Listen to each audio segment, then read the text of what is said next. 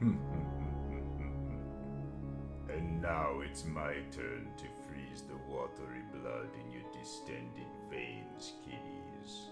So venture into the vault of horror, and your host in Howls, the Vault Keeper, will entertain you with another scream story from my collection of terror tomes. I call this Yelpian, By the Dawn's Early Light. A sickening sweet smell of flowers mixed with the blunt aroma of burning wax.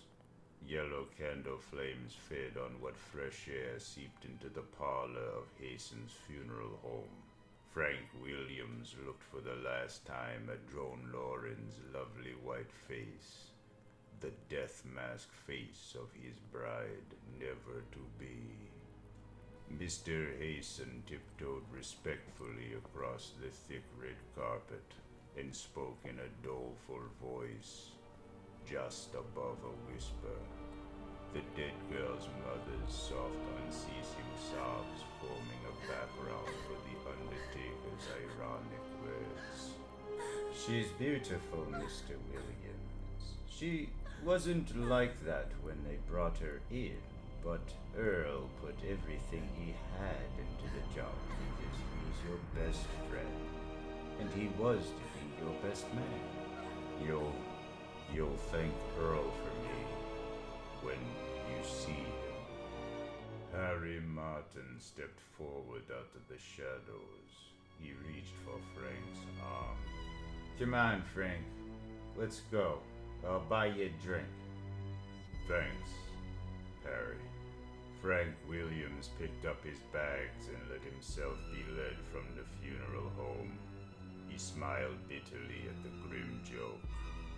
Earl Boyd made her beautiful for me. A wedding present from my best friend.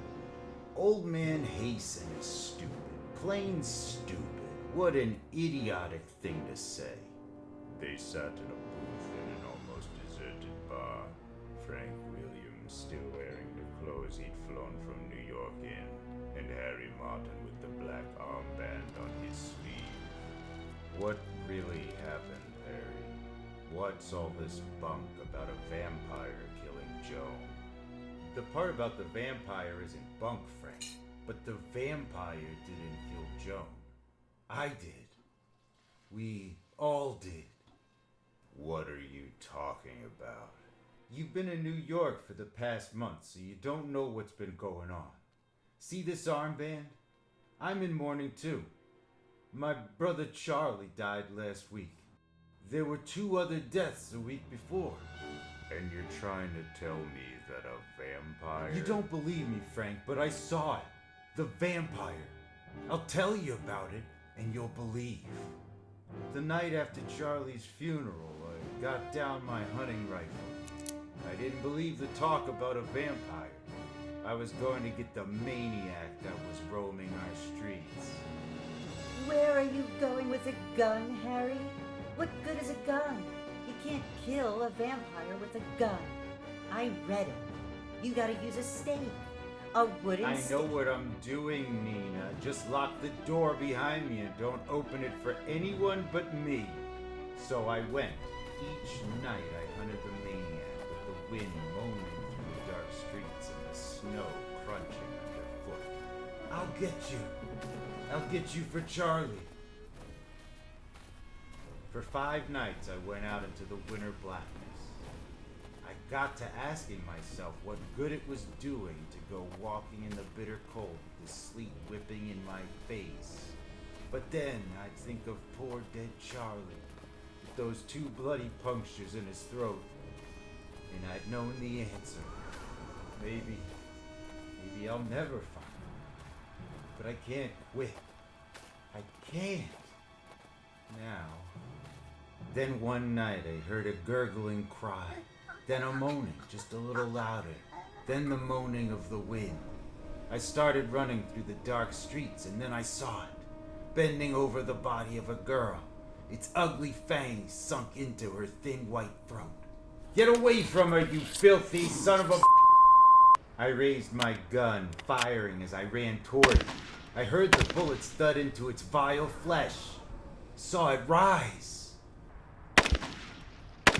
My God, bullets don't kill it. It is a vampire. One of the living dead. It is! I kept after it, emptying the rifle at it. Finally lost it. It just seemed to vanish into the shadows. I went back and looked at the girl. She seemed to be breathing. 2 punctures in her throat, just like in Charlie's. Harry's voice faded. He looked at Frank sitting across from him in the booth in the deserted bar. The girl. It was Joan? Yeah, Joan Lauren. I ran all the way to the firehouse. I started pulling the bell rope. The fire bell was the only thing I could think of to get the town out. I kept pulling, making its mournful sound shatter the wintry silence. And they came running. You saw it, Harry. You saw the vampire. Did it get anybody? I saw it. I shot at it. Bullets don't kill it. It got the Lauren girl. I took them to where Joan's body lay. Doc Morris looked at her and shook his head. Blood drained, all right. But she's alive somehow. Sometimes a vampire's victim becomes a vampire. The only way to kill it is with a stake driven into its heart after dawn. Somebody got a stake, and we stood a silent, gloomy vigil over Joan's body. I felt sick inside and cold, even with the big bright fire going, because of what we had to do. And then when Doc saw the first icy blue streaks of dawn in the east, it's time. They handed me the stake, Frank. I held it against Joan's heart. Somebody else stood over it with a rock. Frank listened, stunned, his rage growing. It was awful, Frank. The rest of them, they could turn away. But I had to look. I had to see. You lousy murderers! You killed her! He reached out, grabbing Harry. We had to do it, Frank. We had to. By now she'd be sleeping in a coffin with dirt in the bottom during the day, and at night she'd be roaming the back streets, thirsting for blood.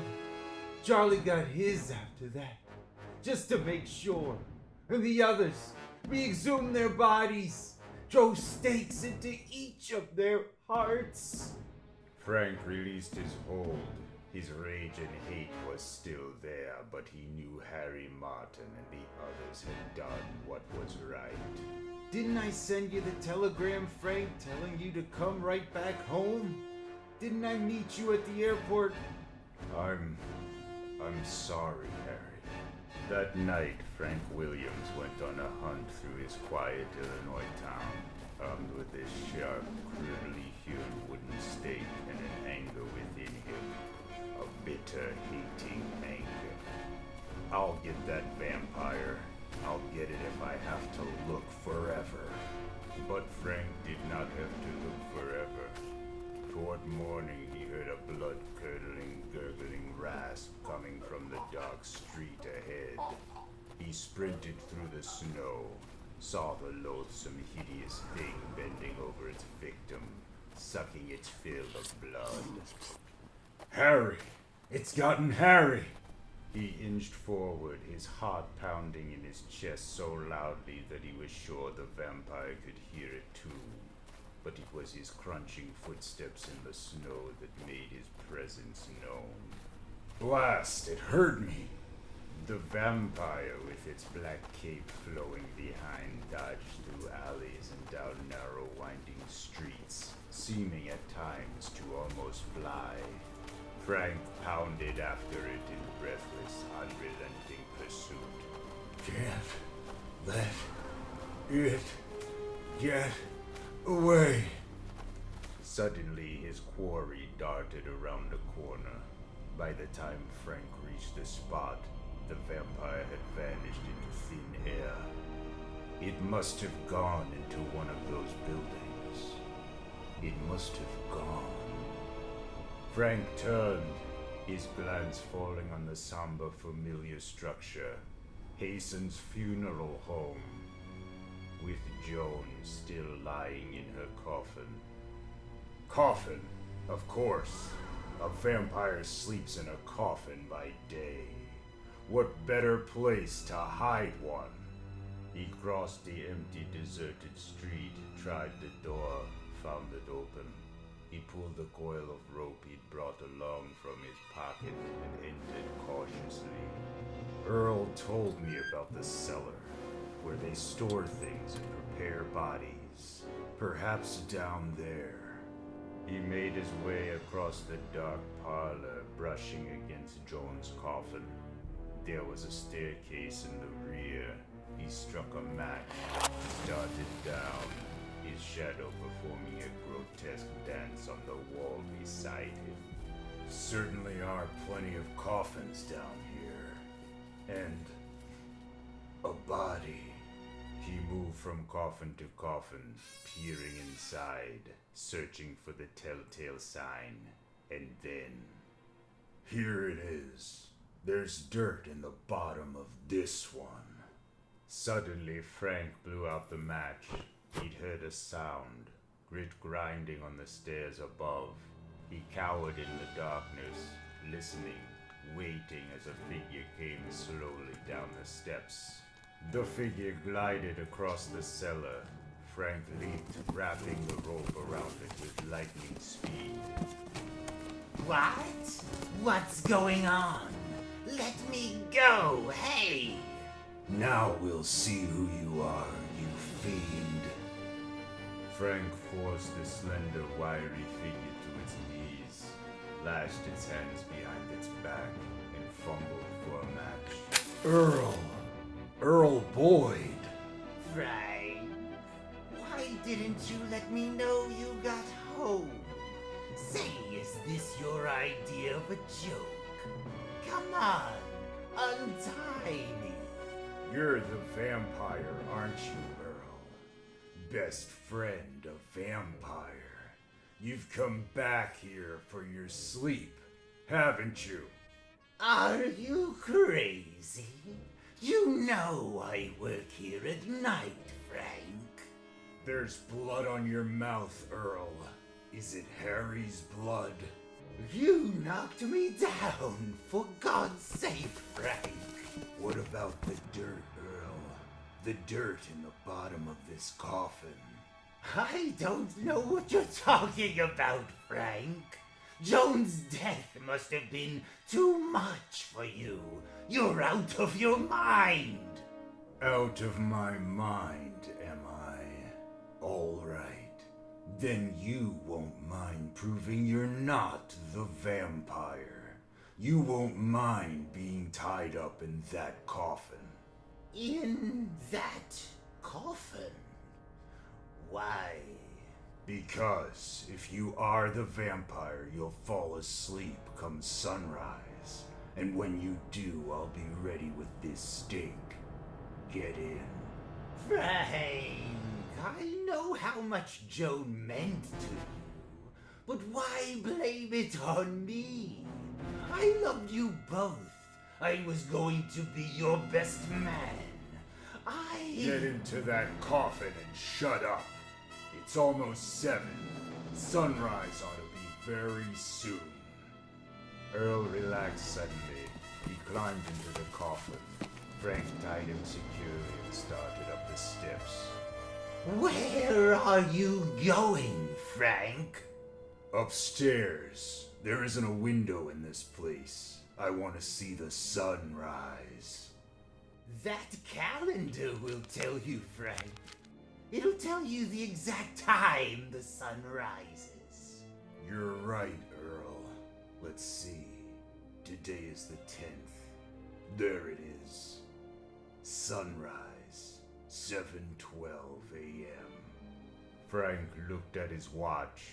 That's 5 minutes from now, Earl. 5 minutes. You'll see, I'm not the vampire. The minutes crawled by. Frank peered at his watch. 7:12 came and went. Earl was wide awake. 7:30 came.